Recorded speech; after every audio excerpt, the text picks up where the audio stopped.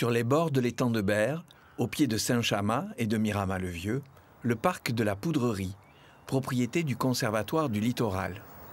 En 1690, Louis XIV décide de l'installation d'une poudrerie qui comptera jusqu'à 7800 salariés et passera d'1,5 hectare à 135 hectares gagnés sur l'étang de Berre. Il y a eu plusieurs digues successives, notamment au XIXe siècle. Et puis on est venu à poser énormément de remblais. C'est pour ça qu'on a cette forme géométrique avec des chemins bien linéaires.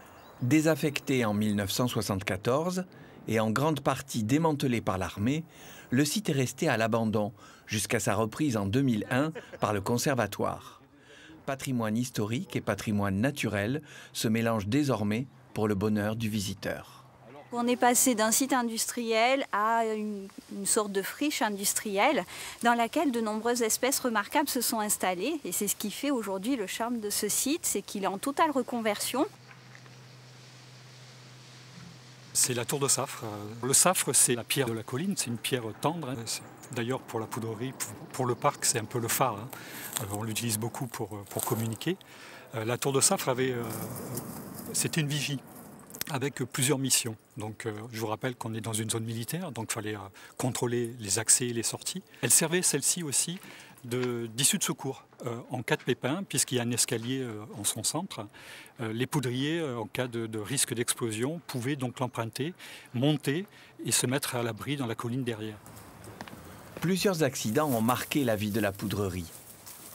Et notamment l'explosion de 1936, qui cause 53 morts et plusieurs centaines de blessés. Aujourd'hui encore, la ville perpétue le souvenir des funérailles nationales. Parmi les 7 aqueducs et les 22 moulins qui servaient à écraser le charbon de bois, le soufre et le salpêtre pour fabriquer la poudre noire, 3 sont arrivés jusqu'à nous et sont en cours de restauration. Vous passez combien de couches là sur de badigeons?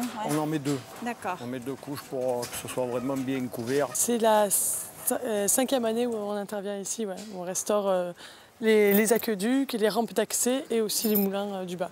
Le principe, c'est 12 jeunes, ou moins jeunes d'ailleurs, du monde entier qui viennent restaurer le patrimoine, qui veulent passer des vacances utiles, qui veulent donner de leur temps pour un territoire.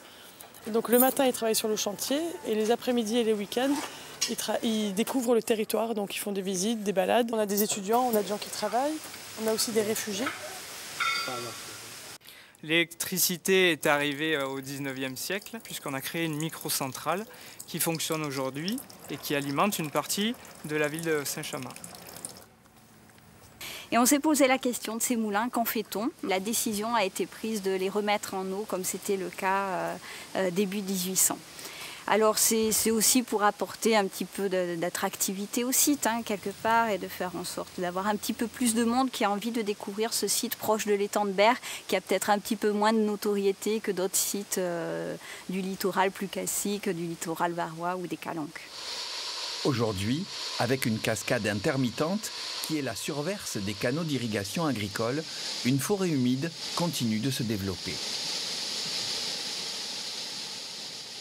On retrouve plusieurs espèces exotiques sur le site, notamment un séquoia Saint-Père-Virens qui vient du nord des États-Unis et également un ginkgo biloba qui est lui plutôt d'Asie. Simplement parce qu'on a eu 2 directeurs successifs dans la poudrerie qui étaient férus de botanique. Et à l'époque où on exportait et on importait les matières premières, les capitaines de vaisseaux en bateau avaient pour habitude de ramener un petit présent à ces directeurs. On trouve encore bien d'autres curiosités au parc de la Poudrerie, comme une chapelle du XIIe siècle, traversée par un canal d'irrigation au XVIIe, ou encore des souterrains de protection des ouvriers en cas d'incendie ou d'explosion, qui ne s'ouvrent que très exceptionnellement. Si on sait qu'ils ont été très peu utilisés à l'époque, aujourd'hui on peut s'apercevoir qu'ils sont utilisés par des chauves-souris notamment. Ces chauves-souris-là, pour nous, c'est un vecteur de bonne santé d'une zone humide. Donc nous les observons régulièrement afin de s'assurer de cet bon état écologique. Un détail, des coordonnées, un commentaire, rendez-vous sur le site de Priori Terre.